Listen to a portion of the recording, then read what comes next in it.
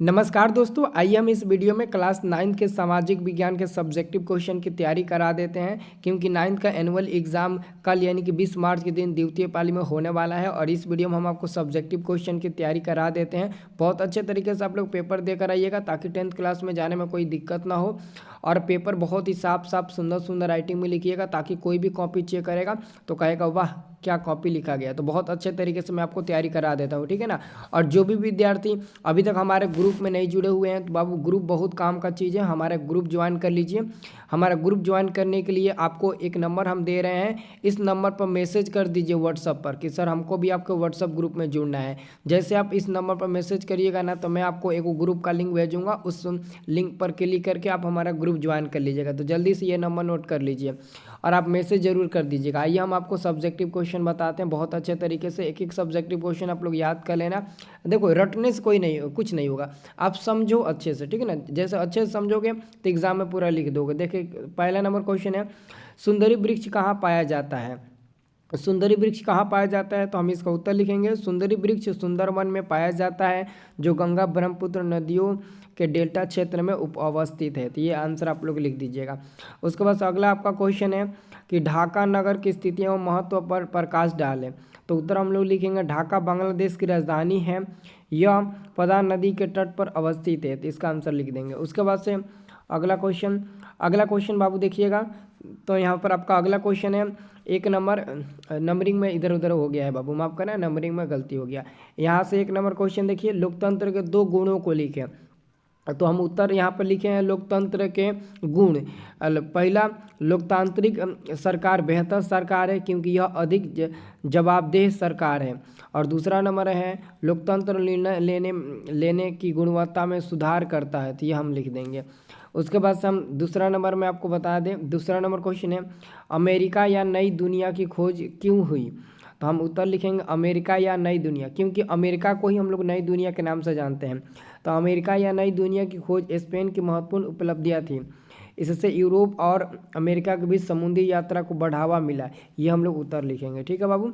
और हमारे आप लोग चैनल को सब्सक्राइब ज़रूर कर लीजिएगा। जिन जिन बच्चों को 2026 की तैयारी बेहतरीन ढंग से करना है तो आप हमारे चैनल को सब्सक्राइब ज़रूर कर लीजिएगा। तीसरा नंबर आप क्वेश्चन देखिए, नई दुनिया को खोज इंग्लैंड के लिए वरदान साबित हुआ कैसे। नई दुनिया को खोज इंग्लैंड के वरदान साबित हुआ कैसे। तो हम इसका उत्तर बाबू लिखेंगे, यहाँ पर देख लीजिएगा बहुत बढ़िया से हम इसका उत्तर लिखे हुए हैं जो कि पढ़कर आप बहुत ही प्रसन्न होइएगा।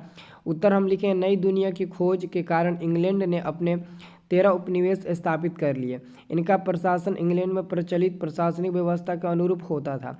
इसने अमेरिका का भरपूर दोहन किया जिससे उनकी आर्थिक स्थिति समृद्ध होती गई, ठीक है। ये हम लोग उत्तर लिखेंगे। उसके बाद अगला हमारे पास क्वेश्चन है बाबू, अगला हमारे पास क्वेश्चन है, प्रस्तावना से आप क्या समझते हैं। प्रस्तावना क्या है और आप उससे क्या समझते हैं। तो हम लोग उत्तर लिखेंगे, प्रस्तावना संविधान की प्रस्ताविक भूमिका होती है जो उसके उद्देश्यों और मूलभूत सिद्धांतों को संक्षेप में प्रस्तुत करती है।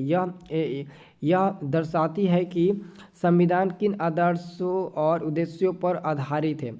उसके बाद हम आपको अगला क्वेश्चन बताएंगे, धर्मनिरपेक्ष राज्य से क्या तात्पर्य है। 5 नंबर क्वेश्चन है, धर्मनिरपेक्ष राज्य से क्या तात्पर्य है। तो उत्तर हम लोग लिखेंगे, धर्मनिरपेक्ष राज्य वह होता है जहां सरकार किसी विशेष धर्म को न तो बढ़ावा देती है और न ही विरोध कोई भेदभाव करती है, सभी धर्मों के प्रति समान व्यवहार किया जाता है, उसी को हम लोग धर्मनिरपेक्ष कहते हैं राज्य। अगला हम आपको क्वेश्चन बता देते हैं 6 नंबर। देखिए बाबू 6 नंबर आपका क्वेश्चन है, 6 नंबर क्वेश्चन है, स्वतंत्रता के अधिकारों का उल्लेख करें।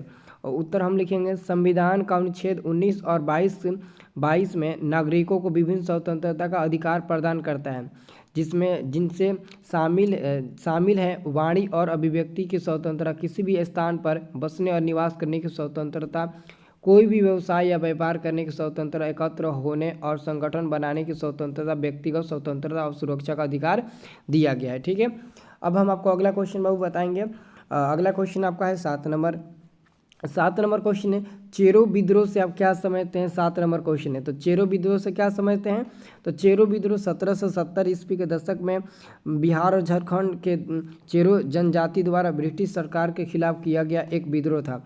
यह विद्रोह ब्रिटिश सरकार के कठोर कर नीतियाँ और स्थानीय जमींदारों के शोषण के विरोध में हुआ था। तो ये हम लोग आंसर लिख देंगे।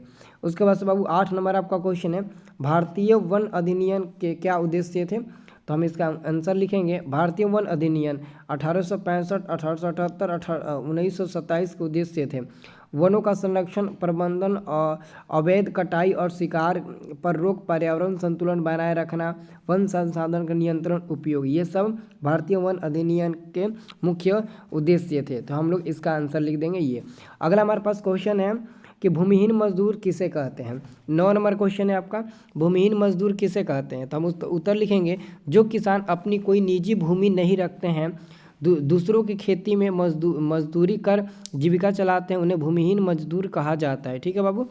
अगला क्वेश्चन देखिएगा, सरकार बफर स्टॉक क्यों बनाती है? तो हम लोग उत्तर लिखेंगे, सरकार बफर स्टॉक इसलिए बनाती है ताकि खाद्य सुरक्षा सुनिश्चित की जा सके, आपातकालीन स्थितियों, सूखा, बाढ़ में खाद्य आपूर्ति बनी रहे, कीमतों को स्थिर रखा जा सके, इसलिए वो बफर स्टॉक बनाती है। अगला हम आपको क्वेश्चन बताते हैं 11 नंबर, जनगणना से आप क्या समझते हैं? तो हम उत्तर लिखेंगे, जनगणना एक प्रक्रिया है जिसमें देश की कुल जनसंख्या, उनकी सामाजिक, आर्थिक और सांस्कृतिक विशेषताओं का सर्वेक्षण किया जाता है। यह आमतौर पर हर 10 साल में की जाती है। ठीक है।